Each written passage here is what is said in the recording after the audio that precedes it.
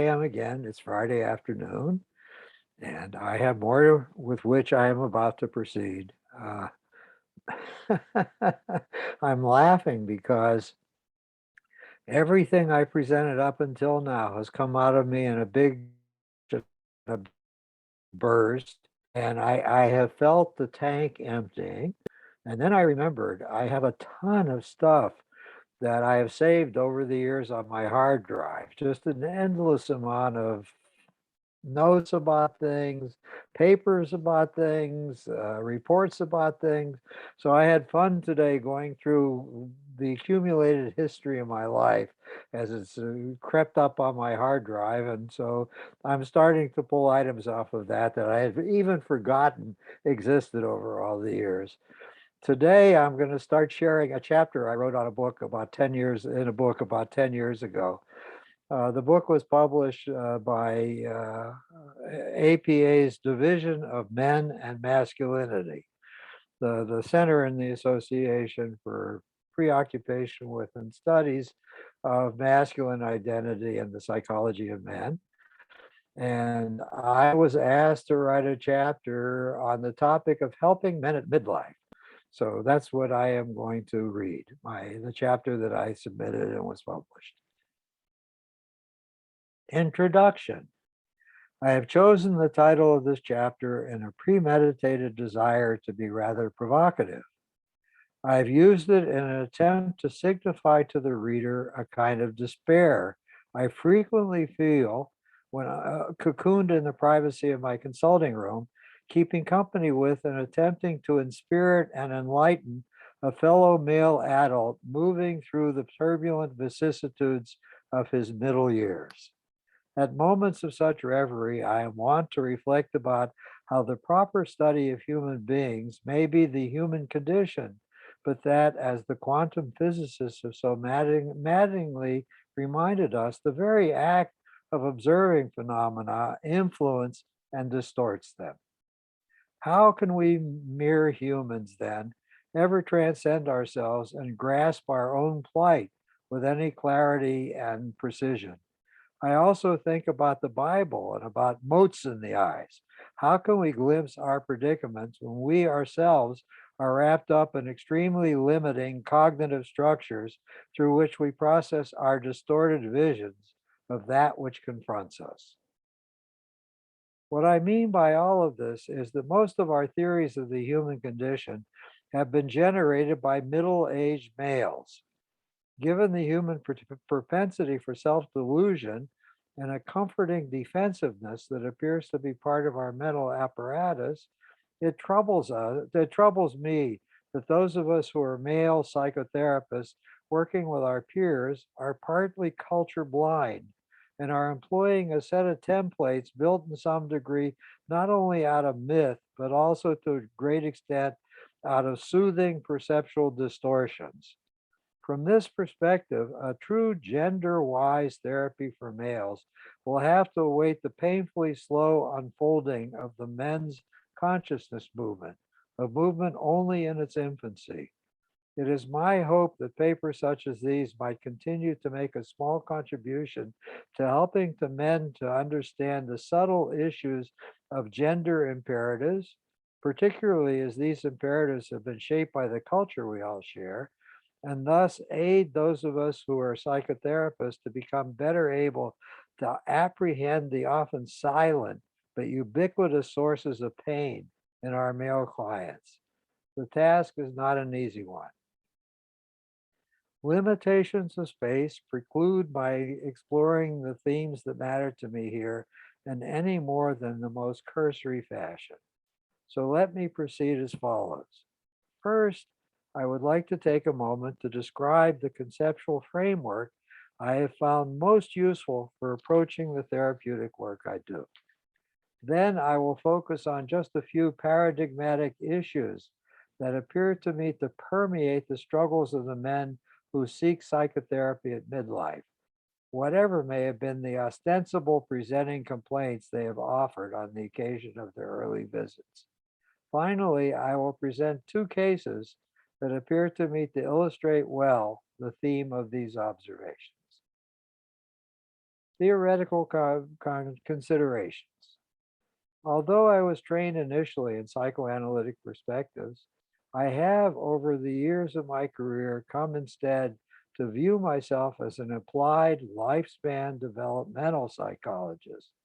I now see human experiences as pulsating with episodes of great turbulence, the turbulence brought about for each of us by the periodic emergence of yet the next new developmental project that we must encounter and master as we move through the seasons of our lives. If we are able to confront the successive developmental challenges with relative success, the turbulence each brings to us subsides and gives way in turn to an era of more stability and harmony as new levels of integration are achieved through the proper and needed resolution of the particular crisis of growth and change. But then, after some few years pass in our lives, we once again inevitably tremble toward the next set of challenges.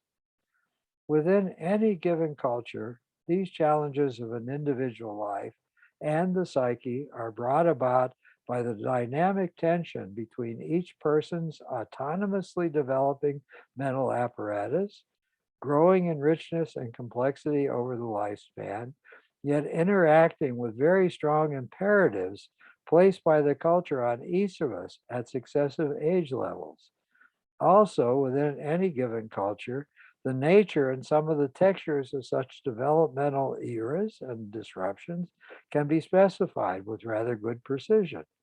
I further believe that our discipline, as evidenced by the contributions of other contributors to this volume, is now amassing a very useful array of wisdom about which among those attempted, quote, solutions, unquote, to the developmental challenges leads rather effectively through the periods of turbulence to higher levels of organization and adaptation that represent more optimal functioning, and about which, among all attempted solution trends, instead lead to tend to perpetuate psychic pain, a sense of disorganization, and a failure to transcend the particular developmental challenge. In thinking about lifespan individual development and its periods of turbulence, I have been profoundly influenced in my work by the psychoanalytic ego psychologists in general, and for male psychology in particular, by Erik Erikson's classic attempt to generate an epigenetic developmental theory. Working with one of my doctoral students, however, we have suggested a revision of Erikson's classic 8 stages of man, and have come to believe that persons in this culture confront not 8, but 10 developmental challenges over the lifespan. Our understanding of the nature of these challenges is presented as figure 1. Here we go. I better do screen sharing again.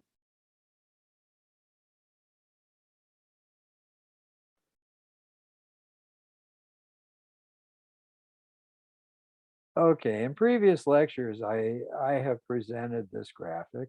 Whoops. Let's see. I have to move this.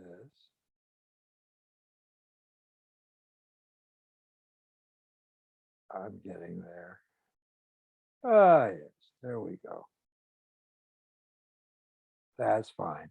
These are the 5 adult stages: intimacy versus isolation, the struggle for connectedness with other human beings that has to be worked out in the 20s and on through often the middle 30s, role flexibility versus role rigidity, because whatever we put together as the sustaining pattern of our adult life quickly gets disrupted as we have to struggle perhaps with marriage, struggle with career changes, struggle with the birth of a child. Those of us who are not flexible get into trouble about having to make changes soon after we put things together. Then, as we move on through 30s and into 40s, social engagement versus social detachment. We begin to yearn to relate not only to our own close knit clan, our immediate nuclear family, and our friendship network, but to do something for the greater culture or even for life on Earth. That begins to nag at us some, usually in our 40s. And then as we move through our late 40s, we start to burn out whatever has been our biggest attachments and investments during midlife. And as we approach older age, we struggle with, as we begin to enter older age, can we keep our generativity going, or are we beginning to stagnate? This is the classic midlife crisis that's in everyday parlance. And finally, as we begin to deteriorate and move towards death, we struggle with what Erickson called ego integrity. Can we die feeling our lives have mattered, have been worthwhile in some ways, even though we didn't accomplish everything we were hoping for? Has life been reasonably well lived? Or do we fall into despair, a terrible depression, as we get closer and closer to death? So I'll leave that up on the screen for a while as I keep reading. It is our position that the stages are a helix rising and twisting back upon itself. The first 5 stages, which I've not put up on the screen, we have characterized as those comprising the era of preparation. Those are the stages we go through while we're still living at home with our nuclear families. For their unfolding takes place while the person is still being nurtured and supervised by parents in his or her nuclear family. We have labeled the second 5 stages, the one I have up on the screen, as the era of participation. These come on us only after a excuse me, separation from the family of origin has taken place, and the individual is thereby thrust forward into adult participation in the affairs of the larger society and into much more full responsibility for the unfolding of the self. The 2 additional stages that supplements Erickson's 8, as these have been contributed by Andrews, my graduate student, are shaded in figure 1 for easy recognition.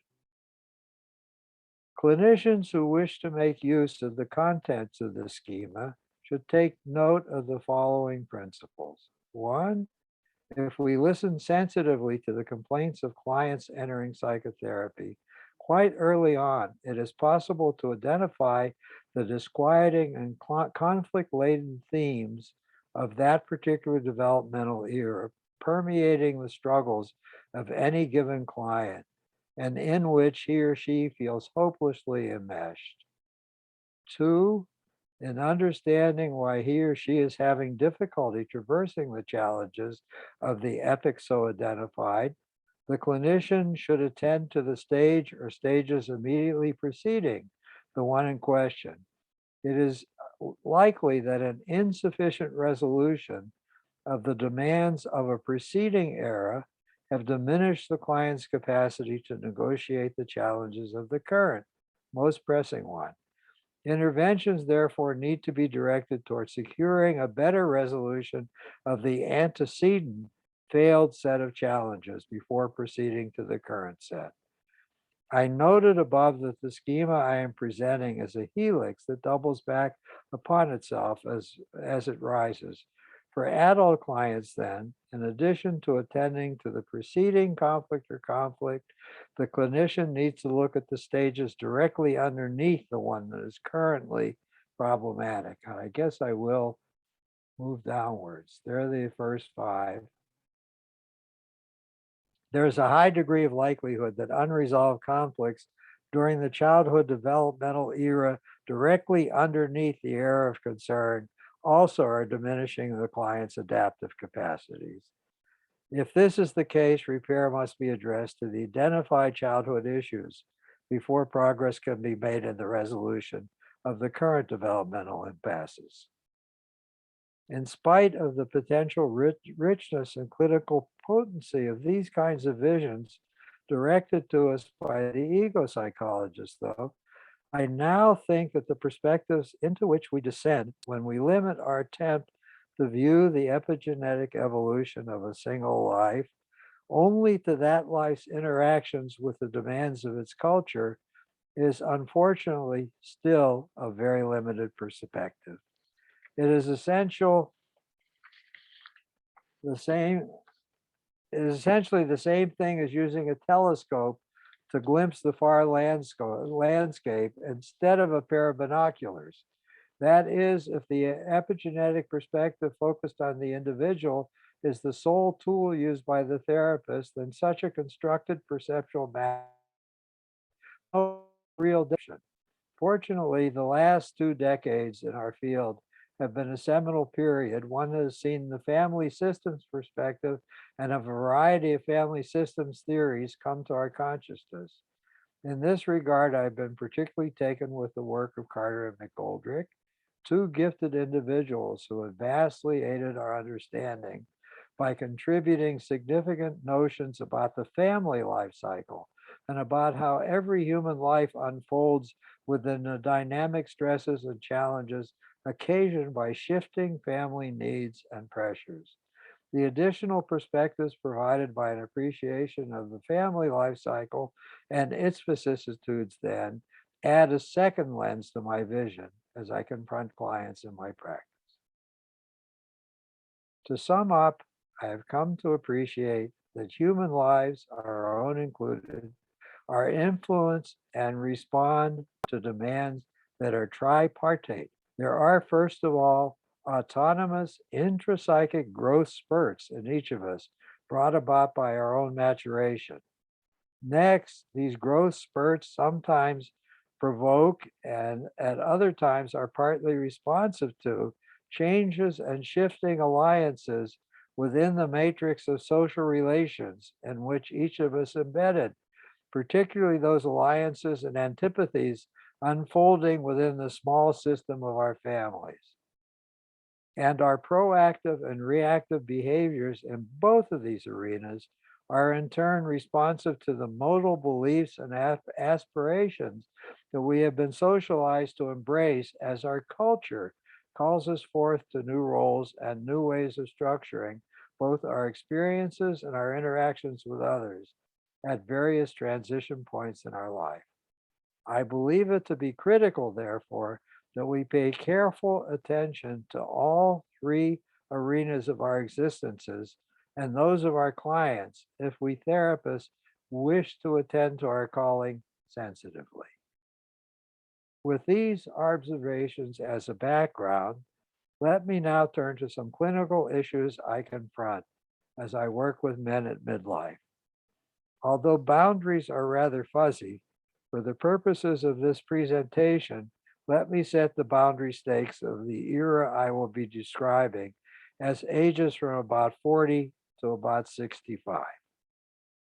I can take this off the screen now and I'll talk and be present. Stop share. There I am.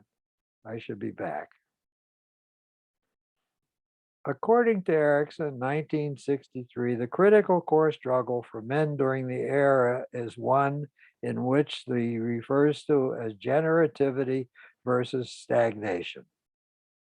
I shall first elucidate the nature of this struggle, and I will then illustrate its unfolding by references to work with a few cases. Bear with me for a moment, though, for unfortunately, Erickson tends to write rather metaphorically and to stir reverie and feelings in his readers rather than expressing himself with great clarity and precision. Before proceeding, I want to lay out for you my perception of the meaning of this developmental dilemma as Erickson intends us to appreciate it. It is my understanding of his description that in identifying and in naming the core conflict of this era in question, Erickson is extremely sensitive about and responsive to the phenomenon of death anxiety that typically arises in humans, an anxiety that is probably experienced during midlife even more intensely by men than it is by women for reasons I will specify. In support of my notions, I want to cite the work of two other middle-aged men and also the script of a wonderful movie. And excuse me, I need a Kleenex, so let me grab one. Oh, yeah.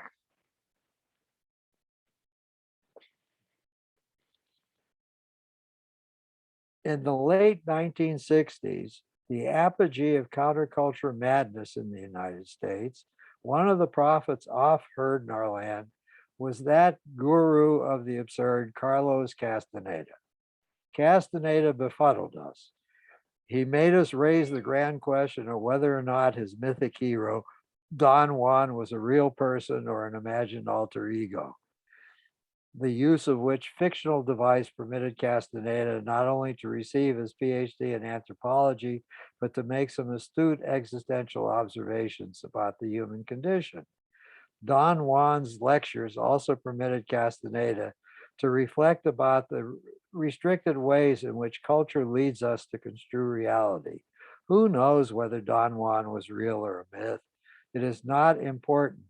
For our purposes, what is important is that in the first of his 4 volumes, the author has Don Juan talk about death. In the text, the curandero mentions to the obsessive and naive Castaneda that for the first many decades of life, death is a shadowy figure lurking in the distance. Somewhere in the middle years, though, Don Juan reveals that the persona of death comes to stand by each of our shoulders as our constant companions. The man of knowledge sees and accepts this fact. He is not paralyzed by dreaded visions, but continues, perhaps even more intensely and relentlessly, to shape his life impeccably. Another wonderful writer, Ernst Becker, in his heroic work, The Denial of Death, rivets our attention more fully on the meaning of death consciousness at midlife. It is Becker's central thesis that death anxiety, and not sexuality or aggression, lies at the core of human maladaptive behavior. We human beings, so Becker describes, are gods that shit. At one and the same time, we can send our thoughts to the farthest stars and to the ends of time. Yet at the self same instance, we are aware of the aging and decaying of our flesh and of the ultimate non being and putrefaction that awaits us all. A powerful function of culture, then, is to provide us with some project or projects that can delude us into believing that our lives have something more than an ephemeral nature, that our lives are imbued with some more enduring and transcendent purposes and consequences, and that something of our having lived might linger after we are nothingness. Religions are designed for that self-consoling purpose, as to our paths that our culture and all cultures specify are the esteemed paths that we should traverse. Most of us are ordinary folk, and we settle for the engagements with these specified pursuits that the culture has identified as suffused with values and meaning. But artists and heroes eschew the conventional, culturally designated paths, and in their hubris, dare to seek more personal and courageous projects. In the mad quest, they serve the same function for entire cultures as do genetic mutations for individual species, and help to move cultural evolution forwards as their personal pain price of containing and sustaining the dissonance of their deviance. Finally, let me here note the movie Moonstruck.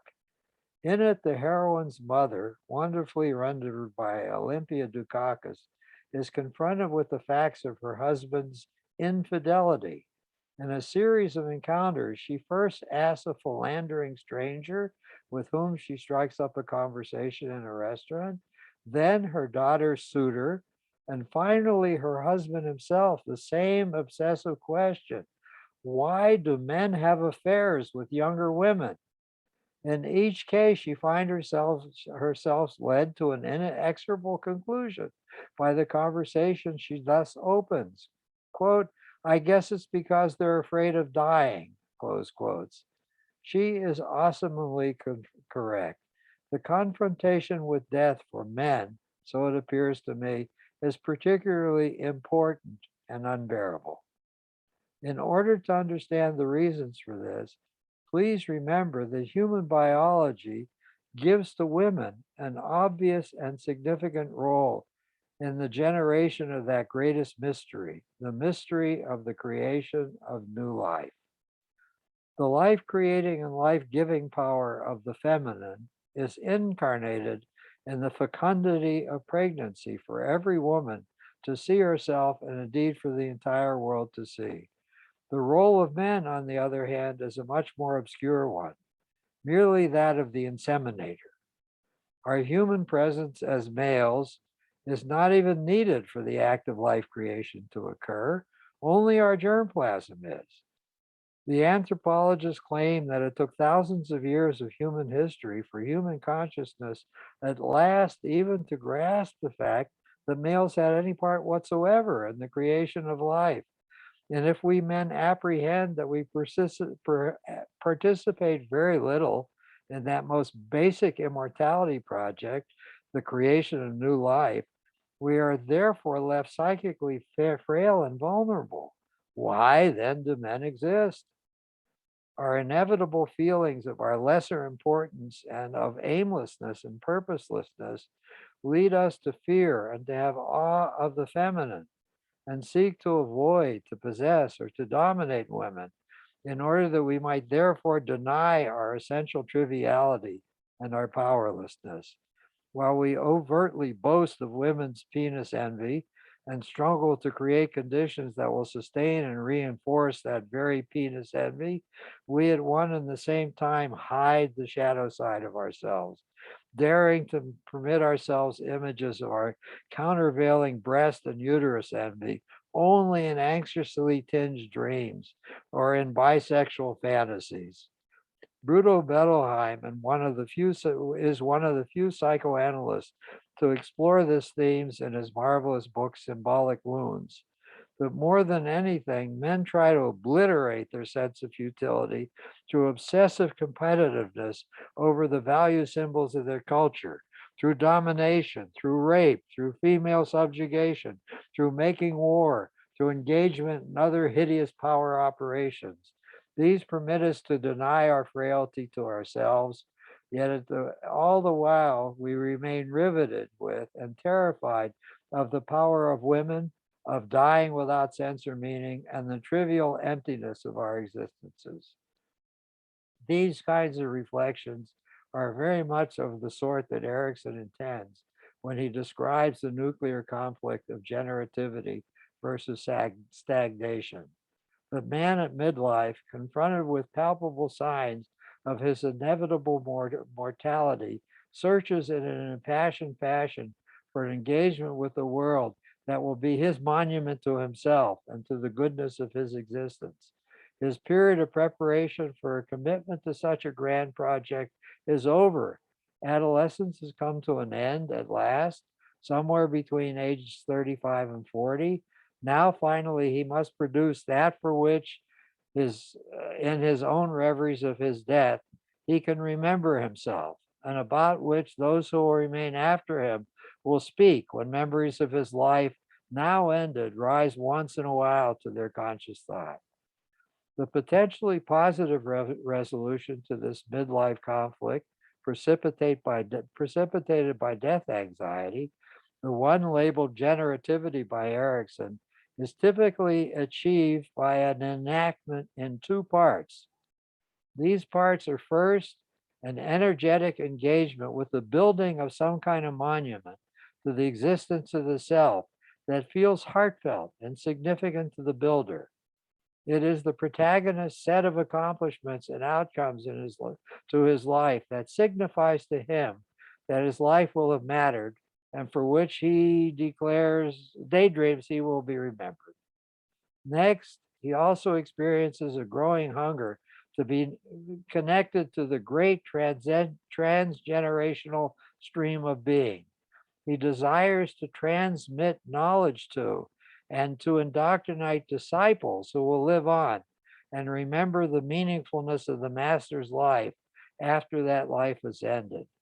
Why on earth do you, my readers, think I am here in print before you, seeking to touch you with my words? Men during this era typically want to draw closer to their children, children who by then are usually well into adolescence, or even into emancipated young adulthood.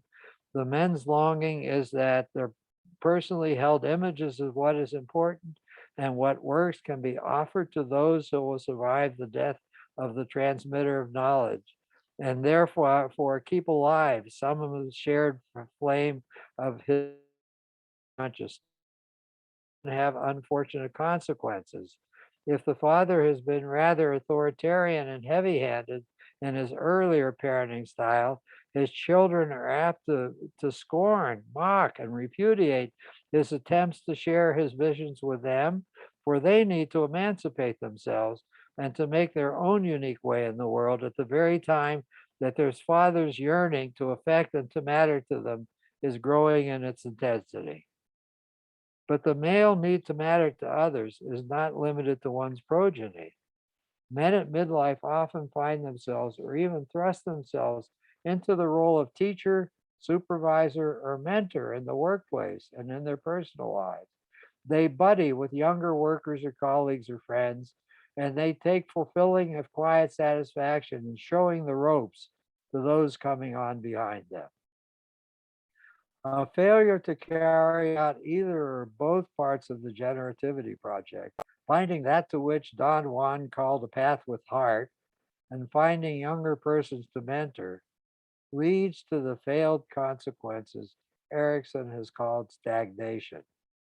We clinicians need to note that such stagnation often makes its presence known through the familiar kinds of signal systems our clients typically and in their own personal styles employ to warn themselves that they are in trouble. For particular clients, those signals from and to the self may be encoded in such disparate subjective states as feelings of alienation, of hypochondriasis, chronic depression, of fatigue and irritability, of low grade pain, i.e., headaches, backaches, TMJ, and so on, or periodic anxiety attacks. We should, however, view the latter as being among the most hopeful eruptions, for anxious life is often signal that the attempted breakthrough into consciousness of the hidden, horrifying wisdom already possessed unconsciously by the client about the very sterility of the client's current lifestyle may erupt at any moment into consciousness. Other clients at all costs attempt to avoid experiencing the signs and affects of their stagnation.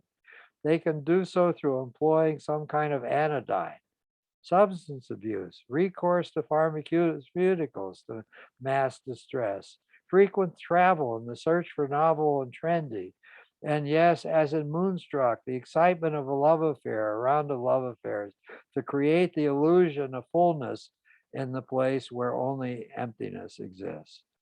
And I am sure that readers can come up with some additional examples of effective techniques for self obliteration and for masking anomie.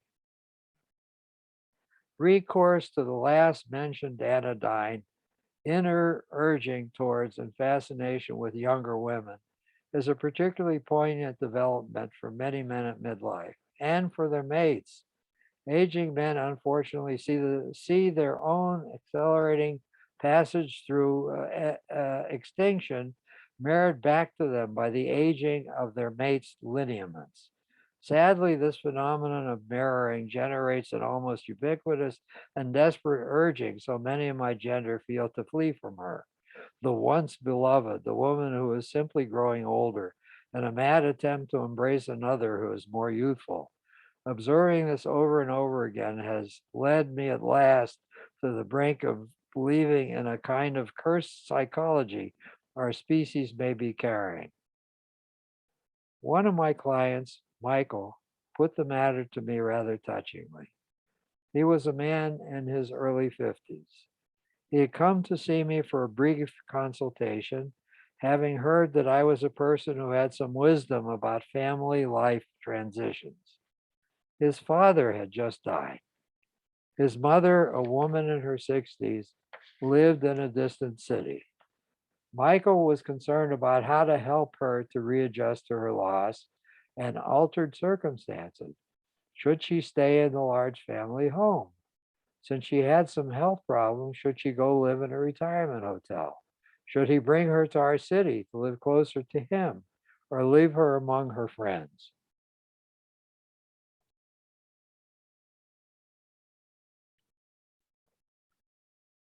I consulted with him and his wife for a while, and we even brought his mother across the country to participate in the planning.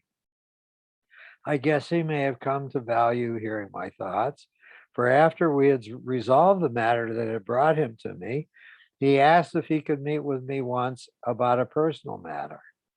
His request, of course, piqued my curiosity. Over the brief time I had come to know Michael, certain qualities of his had impressed me. He was a very sensitive and thoughtful. He was very sensitive and thoughtful, devoted to those around him, and exceptionally kind. I appreciated the fact he was a man who was very devoted to his wife, a talented and accomplished woman in her late 40s. He loved her dearly. They had a wonderful relationship, and he knew that he would never leave her nor find anyone with whom he could experience the stimulation, the kindness, and the loving security she provided him. And yet, and yet, when he came for his session alone with me, he told me that in the fall of his life, he would drive down the avenues of his city. He would stroll through its plazas in the autumn sunshine. He would knew that he would never be unfaithful to his wife. He never had been. Still, he was achingly aware of the stream of youthful, sinewy, and lovely looking young women flowing through and beyond his field of vision. What was shocking to him was the intensity of his desire to fornicate and to impregnate every last one of them. The arousal would make his head light, his heart pound, and his groin tremble. It was disconcerting, and he could not seem to stop it. His wife, of course, was well into her menopause. He had raised his children, and yet here he was, wanting to rip the clothes off any passing woman of childbearing age and of passable looks, and to pump his semen into her. As he reflected about all of this, he remembered Aschenbach and Man's Death in Venice. He wondered about if he too was only terrified of dying and wanting both reassurance that he was still desirable to those who were youthful and wanting, in addition, to fuse with youth so that he might delude himself that he was not really developing hemorrhoids, that he was not really balding, that his vision was not deteriorating, and that his death was not standing at his left shoulder. I partly heard him, and I partly followed my own reverie instead. I imagined humans in prehistory roaming in small bands, gathering berries and nuts, and daydreaming in the afternoon sunshine, filtering through the boughs of the trees of the primeval forest. The members of those bands carried a biological imperatives to procreate and to expand their numbers. Our species has indeed fulminated and expanded ever since, an uncomfortable cancer on our host Earth. Surely the survival and expansion of our species required that sperm not be wasted. So many cultures have rigid rules prescribing what our Bible calls the sin of Onan, the sin of masturbation. In the face of my reveries, I found myself worrying that male neurobiological wiring may orient so that many of my gender are prone to midlife folly. It is more than possible that the origin, sounds, and smells of our aging companions provoke in us a mad physiological restlessness. And as are the worker bees, we males may be carrying programming at midlife designed to ensure that every last one of our sperm cells should not go wasted. In our vain hope for an immortality project at its most primitive biological level, the creation of more and more offspring, so many of my fellow males, as did my client and as did Cosmo and Moonstruck, find their gaze honing in on the secondary sexual characteristics of much younger women and their conscious imagery invaded by montages of erotic transport and babies. Case illustrations. William. I first met William about 6 years ago. He is a professor of economics at a local university. I was the third shrink he had consulted in the past 15 years. He was now in his late 50s, and he had been in psychotherapy almost continuously since his late teens. The most pressing problems he needed to, quote, work on with me, he told me, was a continuing lifelong struggle with hypochondriasis that made most of the weeks of his life quite miserable.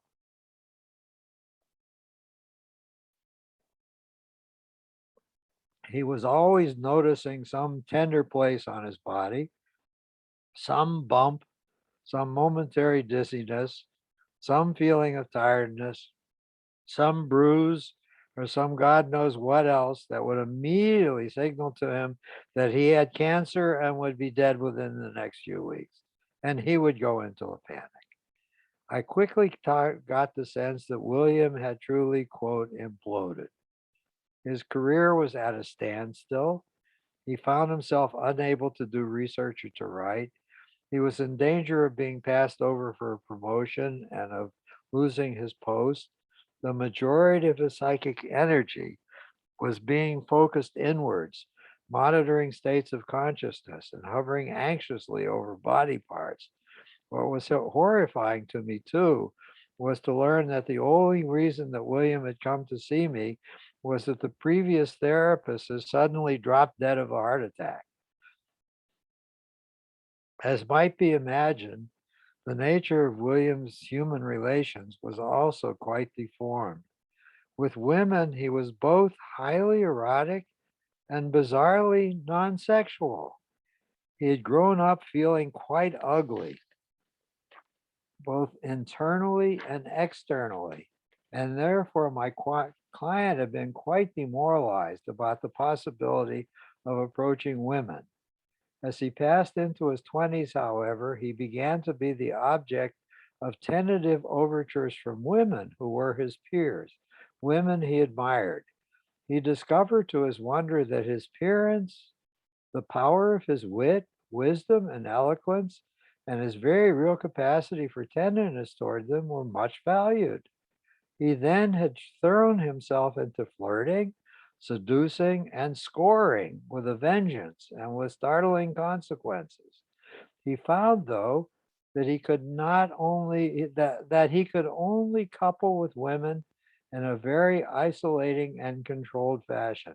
No one of them was permitted to remain in his life for more than a few weeks. All had to be thrown back outside of the circle quite rapidly. To those he felt drawn to as gracious, charming, and his intellectual compatriots, he assigned himself the responsibility of serving them sexually via masturbation or fellatio, but he could not have intercourse with them or permit himself an orgasm in their presence. His own sexual release, on the other hand, was only to be achieved with women he believed were degraded.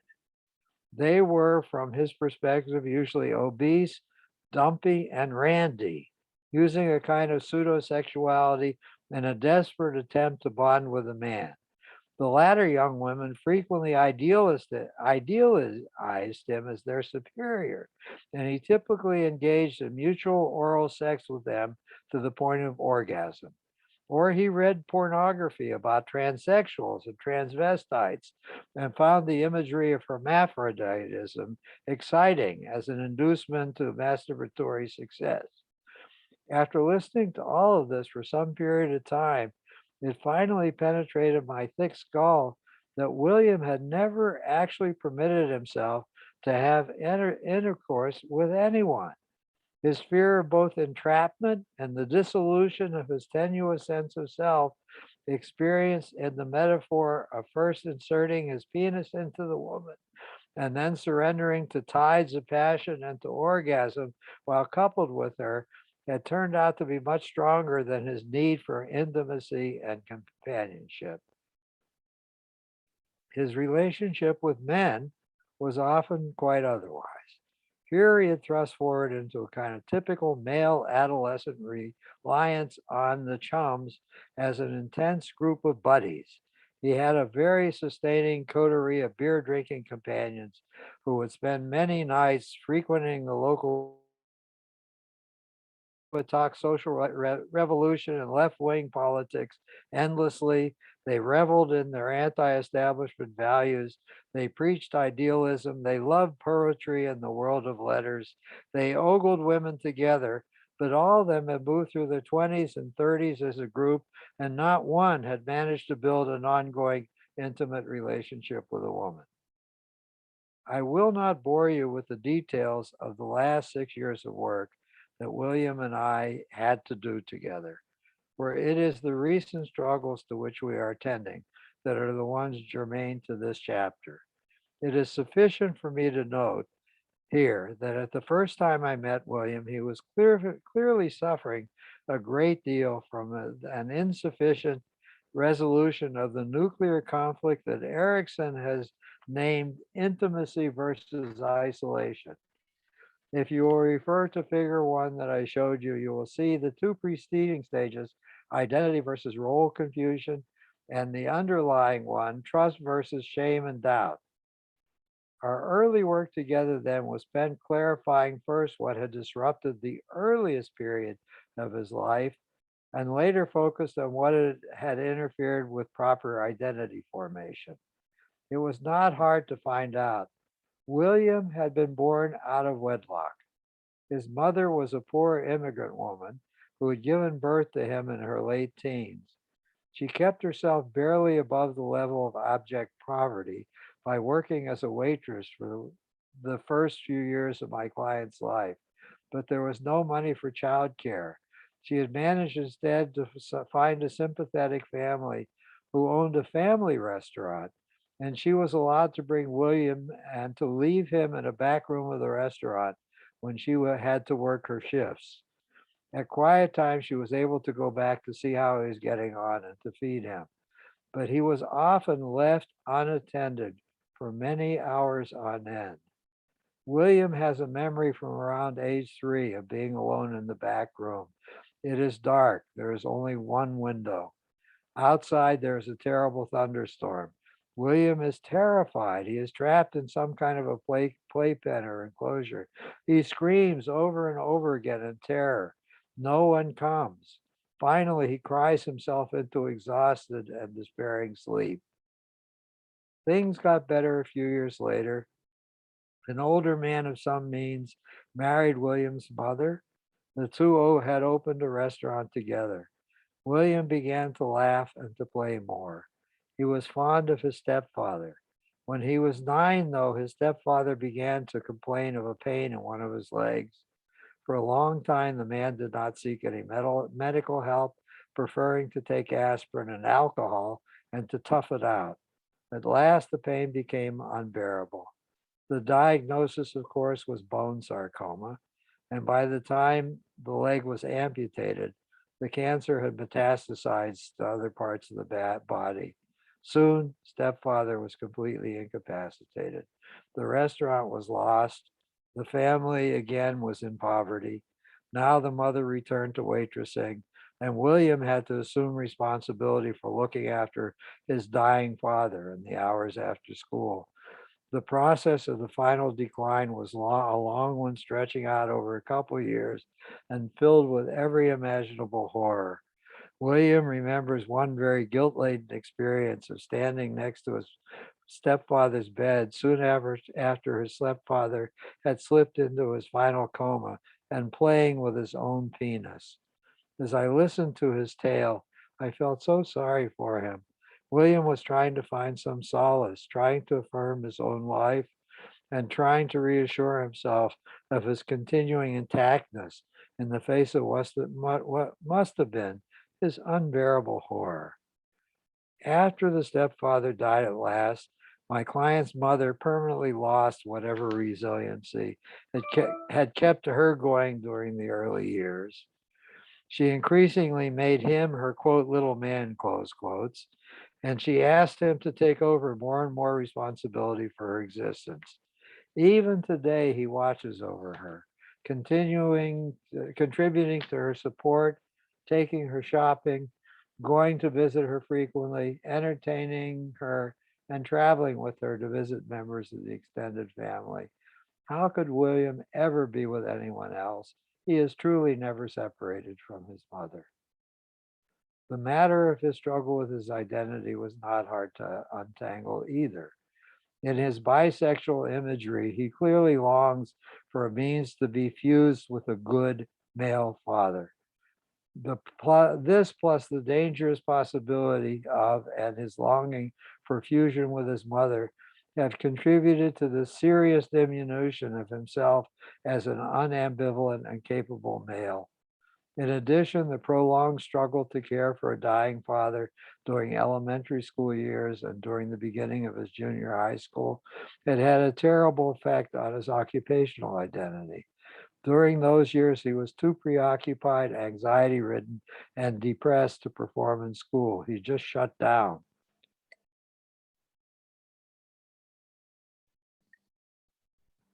As a consequence, he was labeled by school authorities as only of marginal intellectual ability. Beginning in junior high school, he was placed on a vocational track and merged into the deadly classes reserved for the disenfranchised in our society. It was only because an English teacher in the 11th grade miraculously took some interest in him and began to devote extra time to him that the downward spiral of his existence was at last reversed. William began to develop a taste for reading, particularly the classics and the social studies. Slowly, he blossomed. He finished high school and went off to community college, taking to its classes like a duck to water. His grades continued to soar, leading to a transfer to the university, acceptance at last into a graduate program, and the miraculous achievement of a doctorate and a career in academia. But in his heart of hearts, William continued to feel like an imposter, a kid from the barrio, a stupid beaner who probably should be doing auto body work for a living. In addition to reviewing these themes with Williams and tying many of his present struggles to these textures, I tried to use the metaphor of his hypochondriasis creatively, not to torture, but to heal him. I explained how he had taken his own body as the object of his fascination, rather than the body of some beloved. I long for the day when he might have the courage to lavish on someone else's body that which he was lavishing on his own. But I warned him that such a transformation would have to involve placing greater barriers between himself and his mother and exercising enormous courage in fighting against his own self-protective maneuvers. In the transference, I attempted to heal his lack of trust. I became good mother father. I joined him in the monitoring of his hypochondriasis and hooked him up with an extremely kind and patient internist. I made myself available to talk to him at all hours of the day and night when he was in a panic, and the internist was never too busy to see him between appointments in order to examine that body part of concern and to give him kind and authoritative reassurance. I myself often stopped in the middle of a therapy session to look at or to touch some bruise, some bony protuberance, or some discoloration that was the current object of his dread. I am pleased to report that we made excellent progress. In fact, I often now forget why William originally came to see me. There have been only two very brief episodes of hypochondriasis during the first 10 months of the current year. Its waning has been counterbalanced by an opening of greater receptivity to human relatedness. 2 years ago, William had intercourse for the first time in his life. He also has become bored and restless with his previous reliance on his buddies for companionship. He is now seeing a young woman almost every day and night, and he is trying to get up the courage to permit her to come live with him. He has lost his interest in meaningless erotic encounters and feels unmoved by the pornography he used to hoard. Finally, William has moved much of his emotional resources through the two stages we have added to Erickson's: role flexibility versus role rigidity, and social relatedness versus social withdrawal. During these past 6 years, William went through his 40th birthday. With the freeing of energies brought about by the repair work we have managed to achieve in response to all the other prior problematic developmental crises, my client now stands fully immersed in the fullness of the matter of generativity versus stagnation. Early this year, after a long period of stasis, he managed to break through the impasse in his productivity. He completed work on and had published a very significant book on economic theory. The volume has lit a fire in his discipline. He is suddenly in great demand for interviews by business journalists and for lectures at colloquia at colleges around the nation. Foundations and funding agencies want to throw money at him. Universities are trying to steal him away to join their faculties. As he has moved into the fullness of his midlife career, William's hypochondriacal anxiety has given way to a different terror. He has often had awful stage fright as he's gone off to confront strange audiences on distinct campuses. He's been afraid that the airplanes that were carrying him would crash and burn. Younger members of his profession have been seeking him out to establish mentor relations with him. He wants to yell at them that he is a fake, that he's just a 10-year-old kid from the barrio who knows nothing and is posturing in an empty fashion. He is both flattered by their attention and wishes they would go away and leave him alone. Now, William often repeats to me dolefully, Doc, I'm a middle-aged man. I'm not a young kid anymore. You know what? I am going to die. The more I fix things, the more I take off and soar with enthusiasm and live my life, the faster it feels like death is coming. Why can't I just settle for hypochondriasis? You know what? Some part of me never believed I really had cancer. It was a peculiar comfort to play that all out, to toy with dying and to know I was not dying. This is worse. I'm not hypochondriacal anymore. But now I know in a deeply felt way that I am going to die, and there's no escaping it. It's a bitch. I don't want to die. There's so much I want to do yet. And even when I'm very old and maybe much closer to death than I must be now, I think I will still hate dying, still see it as something that's an outrage, something that's going to prevent me from finishing all the things that matter, from finding out the ending of so many stories of people and life and history that I will never know. Doc, the whole damn thing is a cruel joke. The worst problem I now have with William is I simply do not know what to say to him when he goes on in this fashion. And I think I will stop there for today. Obviously, I'm very joined with him. I could go on in that fashion myself for an eternity. And I will take up the second client I talk about at our next meeting, but I'll throw this one open now because we're out of time. Let me see. I have to. Wow. No, I did stop sharing. I'll just throw it open. Arthur, with the stage of generativity versus stagnation, what would be kind of the best case scenario for someone to combat and death anxiety? What would be a version of that?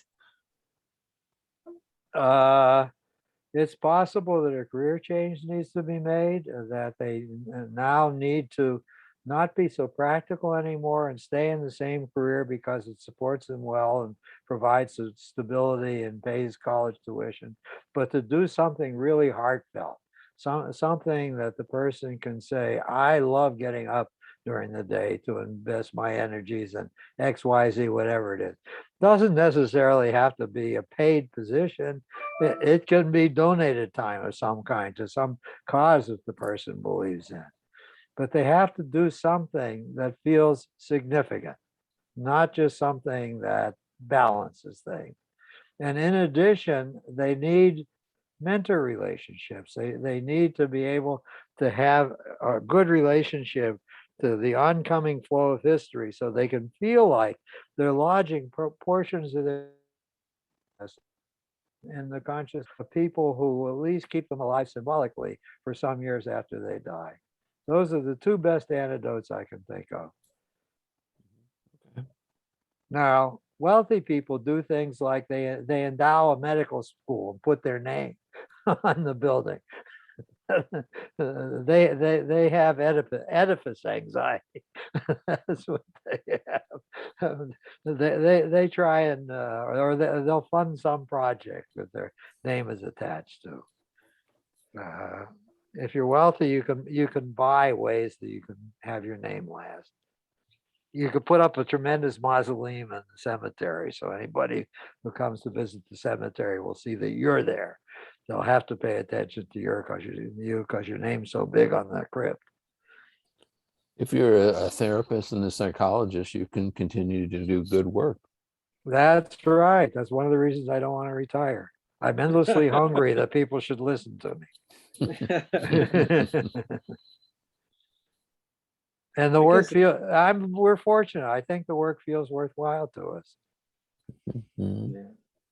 I think that's kind of, and I don't think it's a male female thing, but that acknowledgement somewhere around the age of 40 that maybe the first half of your life wasn't really lived for the things that you really wanted. That's A lot right. of times you're living out that societal script or Yeah. things and so then maybe the death of that part of your life and trying to truly live for That's part of what something. has to happen Yeah. in time of transition. Yeah, The old skin has to be shed. if you're lucky. Hmm. Oh, I'm suddenly remembering a man that really touched my heart. He had gone to work purposely for the post office because his parents had told him, get a civil service job of some kind. You'll have great job security. You'll never get fired and you'll be able to retire in your 50s or most your 60s with a nice pension and you can be carefree. So he had done that. Is that And Charles Bukowski?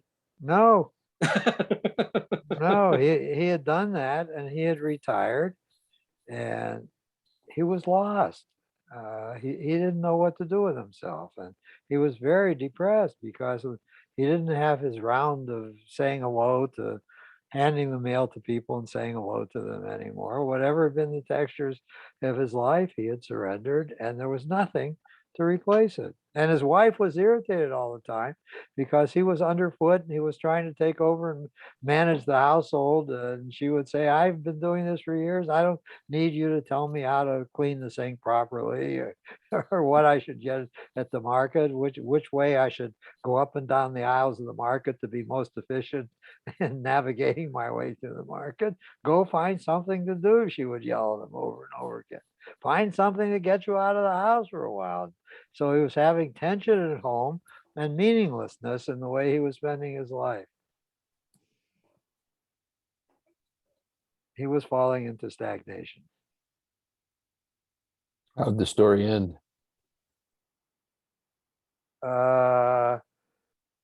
What did he do? Oh, he became a big brother for a kid. They had no children. And he looked forward to spending time with his symbolic child. He was too old to adopt anybody, but he wasn't too old to be a big brother. And boy, did he look forward to those visits.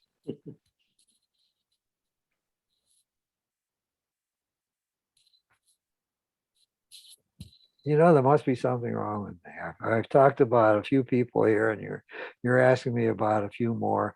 Not once am I thinking, what is the right medication to give them?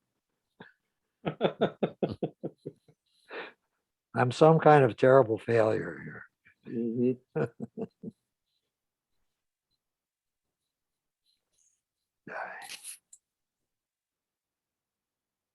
Well, and as a matter of fact, that's one of my bitches with the whole psychopharmacology movement, because when it's successful, it mutes the suffering. And sometimes it's only the pain of the suffering that gives the people the courage to look or the will to try. And if you mute the suffering, that just dooms them to stay in their misery for the rest of their life, muting the suffering with the medication and not transforming themselves.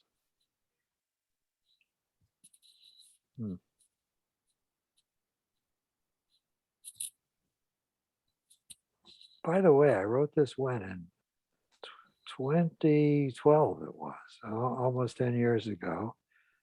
And I really like it as I'm reading it. I think it's really one of the better things I've written. And I had forgotten all about it. I didn't even remember that it existed. So this is a good thing. This enterprise of posting something every week is sending me back to look at things that were once important and maybe should have remained more important to me. And things that I totally have forgotten about. How was the publication received? I have no idea. The book was published. I never, after I sent the chapter off, I never paid any attention anymore. I was on to the next thing. I never read the rest of the chapters in the book. I never purchased the book. Oh, You by had the the way, best part. I don't even know if it got published. I think the editor may have been assembling it, hoping to get it published. I'm not sure it ever got published. I stopped paying it. I'm going to write to the editor and see what happens. 10 years later, whatever happened to that book?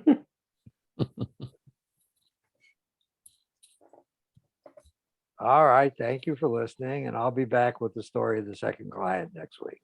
Okay. All All right. right. Have Bye, a good guys. weekend. You too. Bye. Bye.